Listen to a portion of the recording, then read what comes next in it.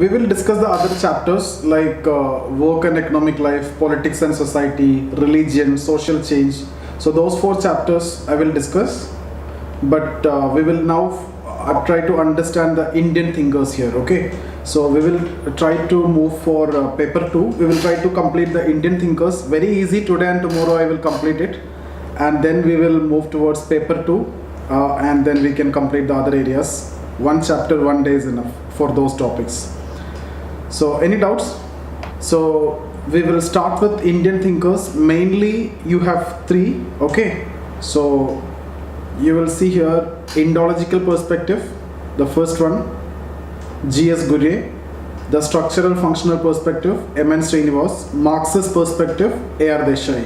Out of this, you already know about these 2 perspectives, right? Structural Functional Perspective, this is the version of Durkheim actually. Okay, so we have discussed this structural functionalism in Durkheim, and also we have discussed this under Parson. Okay, so exactly the same thing. M.N. Srin was actually Indian version of Emile Durkheim, and in fact I have made this mistake when I wrote my paper 2 answer. I keep on writing Durkheim instead of M.N. Srinivas in 1 or 2 answers, and that actually affected in my score in paper 2. So this is exactly the same concept, same ideas, and here Marxist perspective, A.R. Desai. So we will see the context, we will see the evolution. So initially it was Indological perspective, then immediately after independence, like post 1947, during this time you can see there is an overwhelming importance of this particular perspective, structural functional perspective, and you can see that theories of stratifications and all those theories that we have discussed during 1940s, right? So we have discussed those theories of stratification etc. during 1940s. So there is an impact and influence of functional theories during this time. So post independence, the main perspective which we used is actually structural functional perspective. Apart from that, we got independence and we need to go with the welfare policy. So you need to identify things in a functional way. So there was no relevance for Marxist approach or conflict perspective at that point of time, because you are giving enough time for the state to fulfill the promises, to implement the programs and everything. So there is no need of critical evaluation of state policies or anything. But when it comes to 1960s and 70s etc., during this time, despite the fact that the government have promised a lot of things, those promises were not implemented properly, or if it is implemented, it was not successful. Even the land reform was not successful. There were a lot of issues with land reforms. A lot of problems was there. Okay, this politician, the landlord's nexus was there. Village official landlord nexus was there. So actually, land reform, which was a promise which was made during the time of freedom struggle, it was although implemented, but the implementation was not that good. Okay, and that also resulted into increase in inequalities. Even Green Revolution also resulted into increase in income inequality, regional inequality. So Naxalism also started emerging during this time. That's what we will discuss, the relevance of Marxist perspective from 1960s and 70s to critically evaluate the state policy. So immediately after independence, which one is dominant? This is dominant. The functional perspective is dominant because we need to see everything in a functional term. We don't want to critically analyze the newly formed welfare state. So structural functional approach was more preferable, and when for the field work etc. we will discuss about M.N. Srinivas in detail. So there you will see that. Then the context for Marxist perspective was in India during this time post independence, after around 10-20 years, the implementation of policy, there were a lot of issues. Inequality, instead of reducing, it was actually increasing. Okay, so all these are the problems, and that led to the context for emergence of Marxist perspective. Now when we discuss about apart from this too, Indology is actually, it is there from the beginning. Even from 1773 onwards, actually Indology is there, but different versions of Indology you will see. So here we need to mostly focus on sociological Indology. Indology means it's all about study of India. Indology. Okay, so when the Britishers came, so when we discuss about 1773 onwards, after the Regulating Act or after the Governor General Warren Hastings take charge, he want to regulate or he want to control India. So if you need to control India, you need to have a control over the legal system as well as the legal system as well as the revenue collection, right? Law and revenue collection. So they had no idea about the legal system in India, also the revenue collection in India. Who will collect revenue, how much to be collected as the revenue, okay, so when to collect revenue, all these things are not known to them. In India, Mughals time, we had a different system which is known as Lagan, but they don't have any idea about that, and predominantly the revenue is coming from agriculture, but in their case it is not the case, right? So they have no idea. So the only possibility that you can rule India, or if you need to rule India, you have to have a control over this. So they started studying about India. So Indology is actually emerging from this aspect, so for the administrative purpose. So if you see the initial Indologists, they all were British administrators, okay? So you can see British administrators on one side and British scholars also. So British scholars were studying out of their interest, British administrators studying out of their interest. So British administrators, they actually come up with an idealized picture of Indian village, very traditional, very orthodox aspects of the Indian villages were actually highlighted by the British administrators, whereas the British scholars have seen it with great suspicion. So even though you can see in the beginning it's all about British, right? British administrators, British scholars. Later Indian scholars will come, and then maybe after 1920s, when sociology established in India, okay, as a different body of knowledge, then we can say G.S. Ghurye and all, that is a sociological Indology. So when I'm talking about Indology, we can divide it into classical Indology. So like we will discuss about a lot of British administrators like Max Müller, Henry Maine, all these people are related to classical Indology. So mostly it is for administrative purpose. The British administrators were the initial Indologists, okay. Later the scholars will become that is what sociological Indology. So there has to be a difference between classical Indology and social or sociological or modern Indology. So social or sociological or modern Indology. So we will be seeing what is this. So Indology means it's all about study of India. Now how you're going to study India? You're going to read the old religious textbooks, etc. Okay, all religious textbooks, archaeological excavation, the travelogues of the kings. So in all these ways you're going to study India. So Indology means the context you need to understand first, because the Britishers came, they want to rule India. For that they want to study India. Without knowing about the legal system and the revenue collection, for example, when you talk about legal system, Indian legal system is totally different to English setup, right? Maybe in criminal cases, if you see, there is a uniformity in criminal cases, which was actually set by Mughals. The laws were partly Islamic and partly local. Among Hindus and Muslims, criminal cases, it was almost equal. But when it comes to civil cases, it was totally different. In fact, it was polar opposites, right? Hindu system and Muslim system. Hindus were following Manusmriti, Islam following the Quran or Hadith, etc. So the laws are different when it comes to civil cases like adoption, okay, like marriage, divorce, etc. So the laws are poles apart. Revenue also, they face the problem, so they have to study India. That's the context for Indology. So who are the initial Indologists? It is the British administrators. What were their idea? They have given an idealized picture of India by referring to the traditional old textbooks, etc. Okay. Then comes modern Indology. So let's go back to the PDF and we will see what is this concept. So these topics are very easy. Whatever, there is nothing, there is no new concepts you need to study here.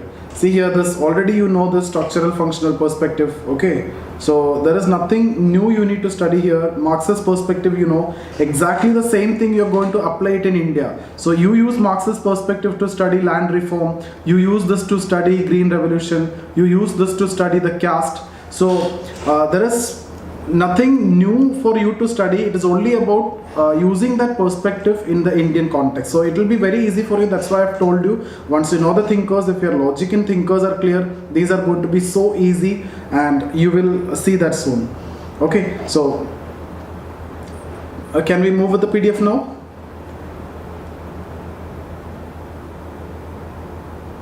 Yes, sir. Okay. So understanding Indian society has been a complex exercise right from the beginning of sociology as a discipline in India during 1920s. So 1920s onwards, sociology emerged as a distinct discipline in India. The complexity of Indian society represent itself in terms of number of paradoxes. These paradoxes include various dichotomies like this is India. India is a land of paradox, right? Tradition versus modernity. So if you remember when we discussed about Parson, I've told you we are facing the dilemma with respect to the choice of tradition versus modernity or ascription versus achievement, right? Particularism versus universalism. So these are the problem that India face. India is a land of paradox. Even you can start with your essays also with this. If some social related, for example, if you get a question on women or violence against women or whatever it is, you can say India is a land of paradox. On one side, women is treated as goddess, right? On the other hand, she was denied of all the basic rights and amenities, etc. And you can write in all the possible way. You can talk about manifest things, you can talk about latent things, function, the violence, everything you can mention over there. So India is a land of paradoxes. Tradition versus modernity, change versus continuity, culture versus structure, fact versus value. I've stressed on this also before when we discussed about joint family versus nuclear family. What is a fact? Fact is that it is nuclear family, or there is a move towards nuclear family in the contemporary society, because that is the structural fit for the modern society. So you have to use these words like this only.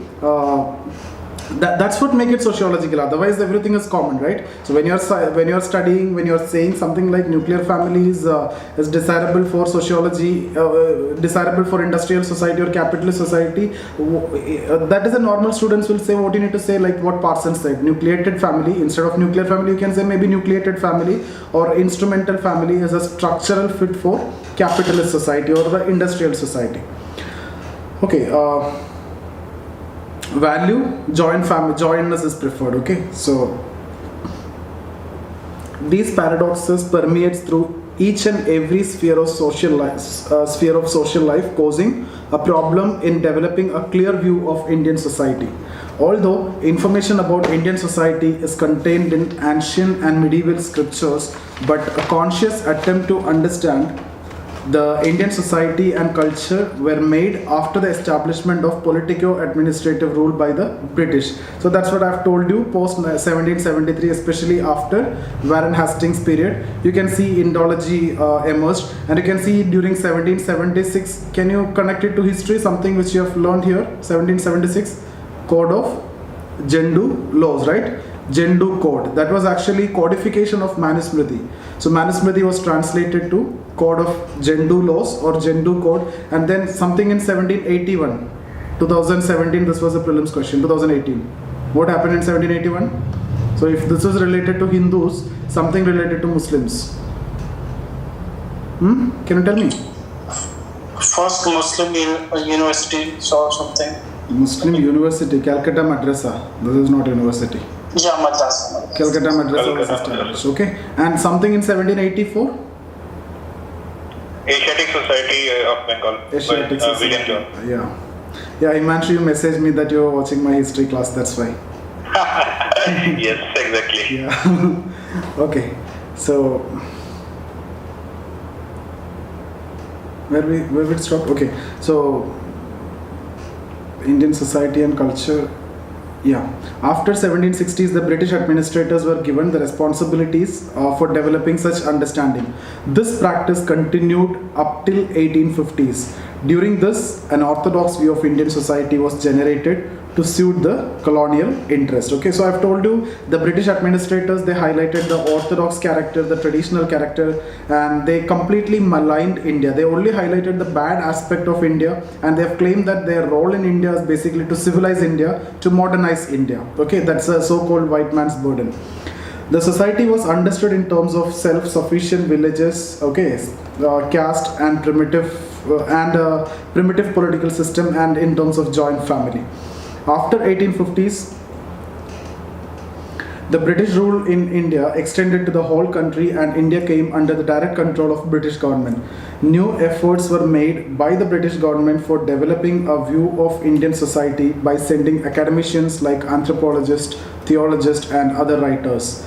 Christian missionaries also played a significant role in the whole process. Towards the end of 19th century, a large number of educated Indians contributed towards developing a more realistic understanding. Specific books were written on different aspects of Indian society, like books on caste, joint families, Jajmani system, panchayats, etc. So these parts, these are not important for us. That's why I'm just reading it out. Okay, you just need to say before 1920s it was classical Indology. It was for the mostly administrative purpose. Then it is more important. Thus, up till 1920s, reliance was more on textual sources of understanding Indian society. Although a large number of translations done by Europeans helped in identifying the cultural institutions followed by people across the country. After 1920s, theoretical perspectives were used to understand Indian society. So post 1920s, theoretical perspectives, that means sociological Indology now going to come. For example, G.S. Ghurye used other perspectives along with Indology to develop a modern Indological approach. Okay, so that is after 1920s you will see modern Indology. So you have to make a very clear distinction here. When we write in sociology, this area is what we need to focus more. Okay, thus up till 1947, Indological perspective remained dominant. So till 1947, Indological perspective was dominant, but was combined with other theoretical perspectives to develop a more realistic view. For example, when we discuss about one thinker, Radha Kamal Mukherjee, we will say Indology, okay, Indology plus Marxist perspective, and developed a Marxological approach. So before 1947, some kind of Marxist approach was there, but immediately after independence, that relevance has gone. But then post 1960s, that relevance has came back again. That's what I said. I didn't deny the fact that before 1947, Marxism was there. Okay. So after 1947, sociology was extended to different universities, which resulted in gradual expansion of theoretical perspective to study Indian society.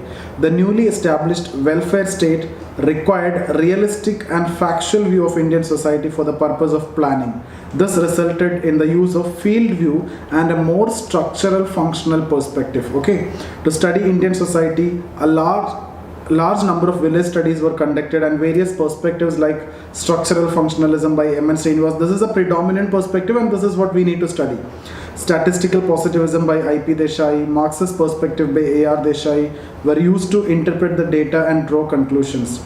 Apart from this, other approaches used were the psychoanalytical view, structural historical approach, culturological approach, philosophical view, and institutional approach, etc. These are not important for us, just I have written here. Okay, maybe culturological approach of Yogendra Singh we will see, but apart from that, the others are not that important. You need to have an idea. Apart from that, not that important. Now, sociology as a discipline in India. So we will see the emergence of sociology in India. Sociology in India was introduced by Sir Patrick Giddens in 1919 in the Bombay University, and in Lucknow University it was taught by Radha Kamal Mukherjee in 1921. In Bombay University, Giddens was succeeded by Ghurye. Okay, after that, up till independence, Ghurye was mainly responsible for expansion of sociology in India. Up till independence, sociology was taught mainly along with other disciplines, which led to a trend towards use of combination of sociological perspectives with other perspectives. So, see, sociology was relatively a very young discipline, right? Emerged in 1838 only, so not much theories, not much studies, not much perspectives were there. Okay, so up till 1940s, it was taught along with other disciplines. So you can see combination of different perspectives within Indology. Okay, after independence, sociology witnessed tremendous expansion, and separate departments of sociology were introduced in many universities. So this paragraph is also not that important for your knowledge. I have just written one paragraph, that's it. Okay, exam point of view, this is not important for you. Now here, this is the important one. So you can get a short note. So you need to prepare, I have enough content here, you need to prepare a 10 marker. 10 marker means maximum 150 words is what you need to pick from here. There's around 300-350 words are here. And maybe next one 20 marker. 20 marker, for that you need 250 words. Okay. So here the perspective is there, the important points are there, and then criticism is there. So you need to arrange it accordingly. Even if the question is about 10 marker, you should be in a position to incorporate criticism, but maybe 1 or 2. Even if it is 20 marker, you need to write the criticism. So it is a big challenge for you to take the content from here. Okay. Now apart from this, I'm only talking about Indological perspective here. When we discuss about Ghurye, see in the another chapters like caste, we will talk about Ghurye there also. In the chapter of village, we will be talking about Ghurye there also. In the chapter of tribal communities, we will be briefly discussing about Ghurye everywhere. So all these studies has to be accommodated here, and you have to give examples from all these studies here.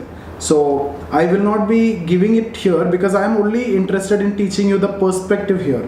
Okay, so when we discuss about tribes, I'll tell you what is Ghurye's views on tribes. When we discuss about caste, I will tell you what was Ghurye's approach of caste, like attributional approach. He will try to identify the attributes of caste. That's what attributional approach. So he will identify 6 features of caste. So in caste, you can get a question, features of caste system, that is one question. Then also you need to quote Ghurye. Or when you're talking about Indological perspective of Ghurye, you need to bring in the study of caste, and he used attributional perspective that we are going to study in caste system anyway. So this is how you need to interconnect. So paper 2, I'm giving it open to you, so there is nothing which is closed. In paper 1, what all things that we have discussed, it's not the same way that we are going to proceed with paper 2. Paper 2, everything is open. You need to contribute a lot from your side. You need extra readings, okay, from whatever source possible. You can read IGNO, mainly you can read. Apart from that, other textbooks I'll tell you, okay. So Indology literally means the systematic study of Indian society and culture. It is an initial perspective to study Indian society. The task of Indological perspective is to interpret and understand Indian society on the basis of traditional Indian religious text. Okay, so what is Indology? It's all about understand Indian society. So it's mostly about understanding society. There is no solution which is provided. So this is one of the criticism. So you're only trying to understand the social problems, but no solution is provided. Ancient legal and historical, religious textbooks, ancient legal and historical documents, archaeological evidences, and other literary works. You can put a comma here. The religious textbooks like Ramayana, Mahabharata, and Vedas, etc. Historical texts like Kautilya's Arthashastra, various travelogues, writings by kings, archaeological sites, including inscriptions, pillars, monuments, etc., have been used by the Indologists to develop their understanding in Indian society. So Indology means what? In simple terms, you are trying to understand the Indian society, the culture of Indian society, the structure of Indian society through various old textbooks, writings, archaeological excavations, etc. So this paragraph you need to summarize in one line. Okay, you don't want to write this much. Indological studies comprise of studying language, ideals, beliefs, customs, etc. So Indological study comprise of everything. Ghurye is studying about family, Ghurye is studying about religion, Ghurye is study about tribes, Ghurye is study about caste. Okay, so you need to add all these as examples, based on the demand of the question.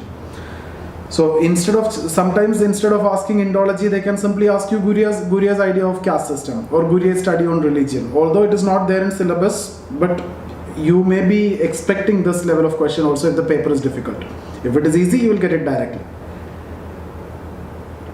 Thus, culture, these miscellaneous topics that we will leave it and we can cover it later. Anytime I can cover it in the app, or we can cover it after the prelims also. So those are miscellaneous topics that nobody can actually cover from the class. So thus culture is, this is very important. Culture is central instrument through which an understanding of Indian society is developed. So what you're ultimately trying to do in Indology, you're trying to study the culture. Okay, in this way various aspects of Indian society like religion, so you need to study this, caste, family, jajmani system, panchayat, etc. were seen from cultural angle, and accordingly a view of Indian society were generated without taking into consideration the variations in the actual reality. See, for example, what is understanding? What is understanding? It is cultural understanding. It is a bookish view, right? It is a bookish view. not the actual reality. What is there in paper and what is the actual reality may be entirely different. So we will see later that, when, for example, now itself I can tell you what is the dominant caste. Brahmins are the dominant caste as per the culture, as per the books. But it is not necessary that the Brahmins are dominant. In some areas, some other caste may be dominant, and that concept is actually given by Srinivas through his field study. Some other caste are dominant, that is provided certain conditions are satisfied. They have numerical strength, okay, they have land wealth, okay, they have education, they have government jobs. So if some conditions are satisfied, some other caste can also be dominant in that area, not necessarily Brahmins. So there is a concept of dominant caste. So that is actually against this view. So that is a reality.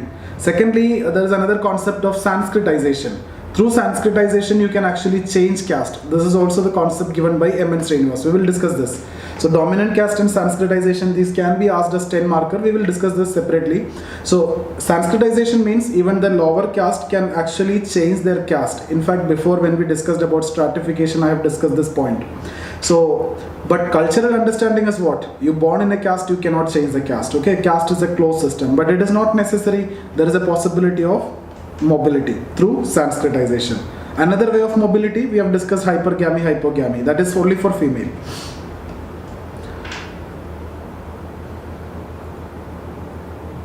And the marriage rule in India, which I have told you, right? The caste exogamy. This is Brahmins, this is Kshatriya. Between them, marriage is not allowed, right? Caste exogamy is not allowed. So this is marriage rule in India. So this is what reflected in Ghurye study. Marriage rule in India is caste exogamy, and you marry within. That is caste endogamy. And do you know when this was legalized? Caste exogamy was legalized in India when? Any idea? Anyone? When this was legalized in India? 1872. No idea. Under which act? Under which Governor General? Northbrook. Okay. Under which act? Universal Marriage Act. Okay. So you can see a lot of reforms that they are doing. 1828, what happened with respect to the social reform? 1828, why it is important? For which reform? With respect to female? Sati abolition. Anti-Sati resolution. Yeah. And then what about 1856? Widow Remarriage Act. Widow Remarriage Act. And then 1872, this thing was promoted. So these are few. Okay. Now Ghurye studied this, and Ghurye also come up with the same understanding: caste exogamy, and within clan. Okay, you can see here. I'll take another color. I've already discussed this. There are different gotras, right? Clans, you will say. So you cannot marry within clan because you all are the descendants of the same ancestor. Means you all are blood related. So blood related people should not marry. So clan endogamy is not permitted. Clan endogamy is not permitted. What you need to do? Clan exogamy. This is a marriage rule. Now see, all these related people stay together in a village. So this clan, this word technically I am using. Sometimes you will see some books, you will see village. Okay, why village? Sometimes you will see village exogamy. Why village exogamy? Technically it is clan exogamy only.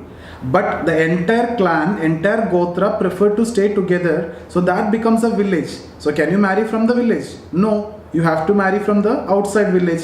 So that is what village exogamy. That is what taught by Ghurye. Okay, so this is actually the problem of honor killing. If you marry from the village, there is a problem. Why the problem? Because this is the rule. Clan exogamy is the rule. Why in village there is a problem? Because in the village all the relatives are staying together. Typically in Punjab and Haryana, not in other states. Okay, so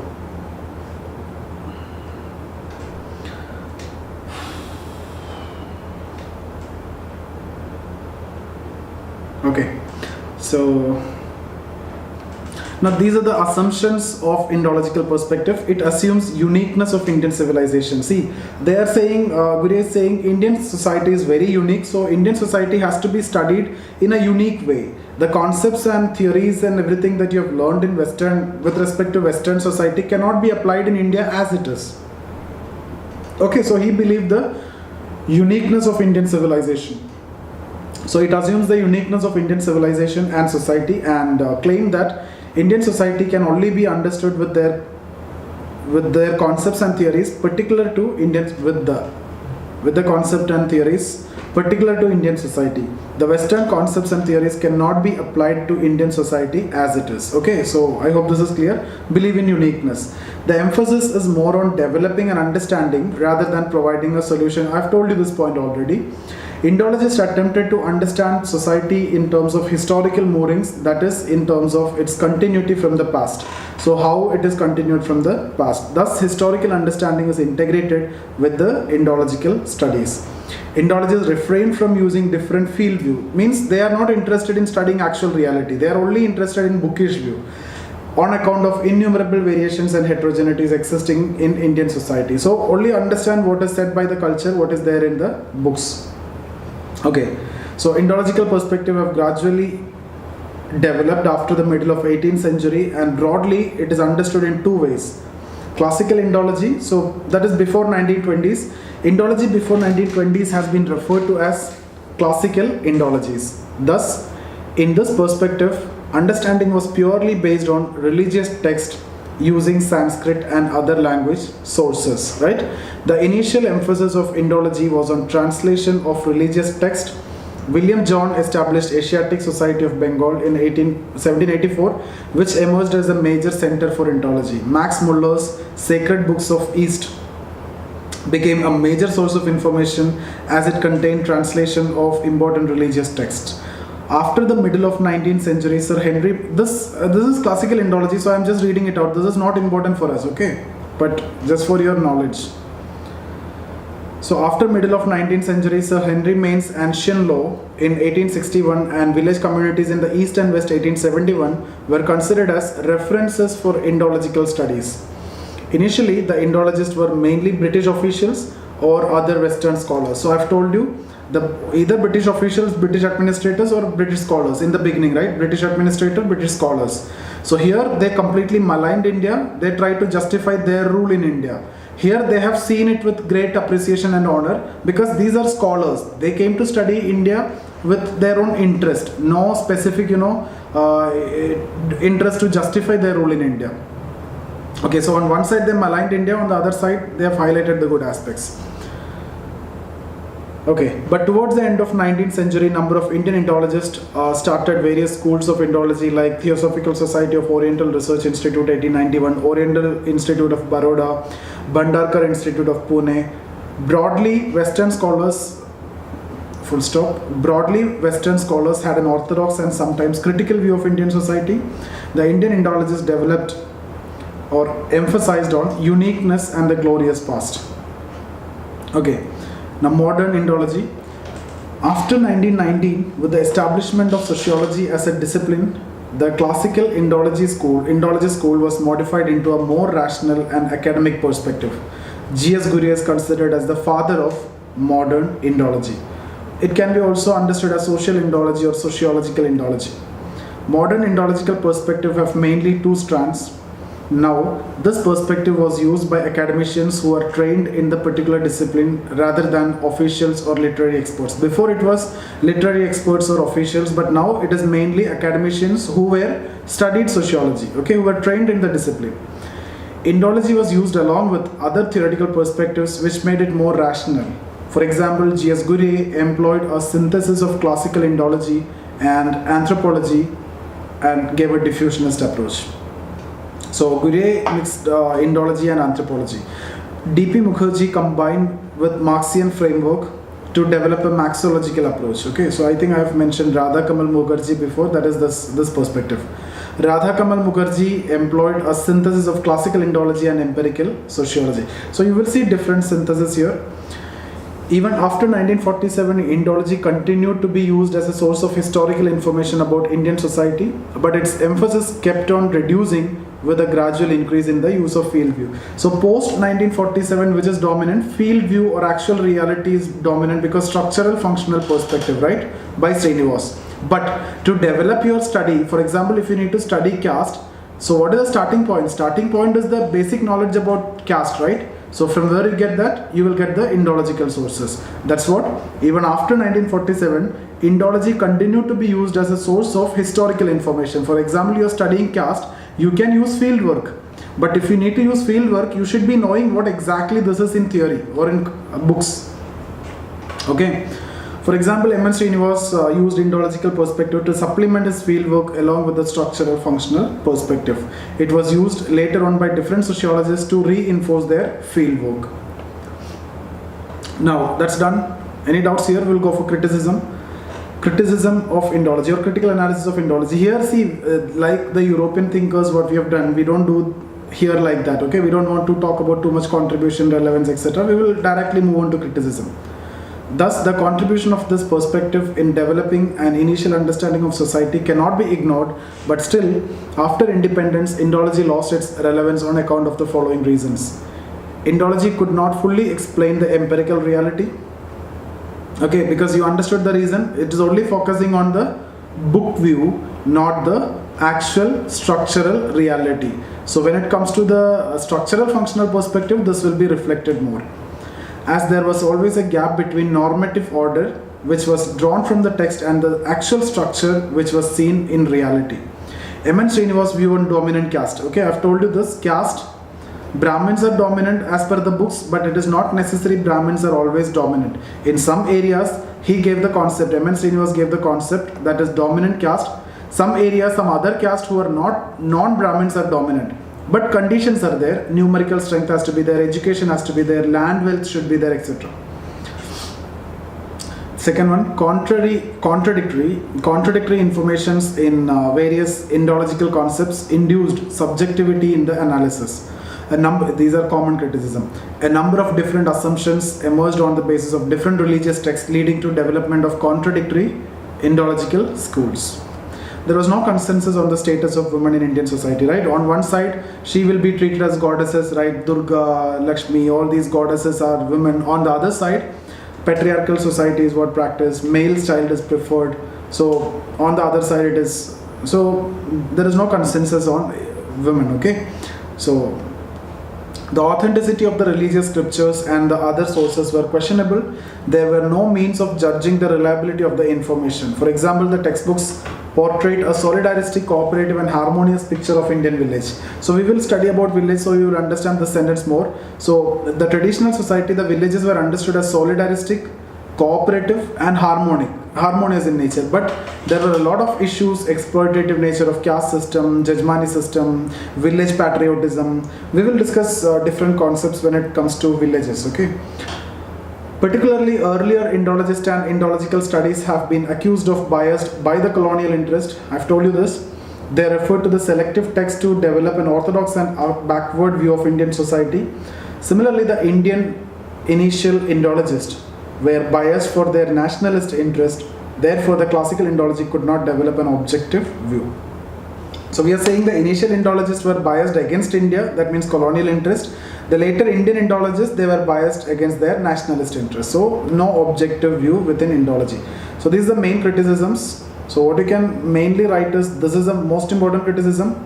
Okay, this if 10 marker, you have to incorporate only this. So other things, subjectivity, all this reliability, these are supplementary. But if the question is about 10 marker, you have to go with the first one. It is totally different from the actual reality or the structural reality. Okay, that's about Indology. Any doubts?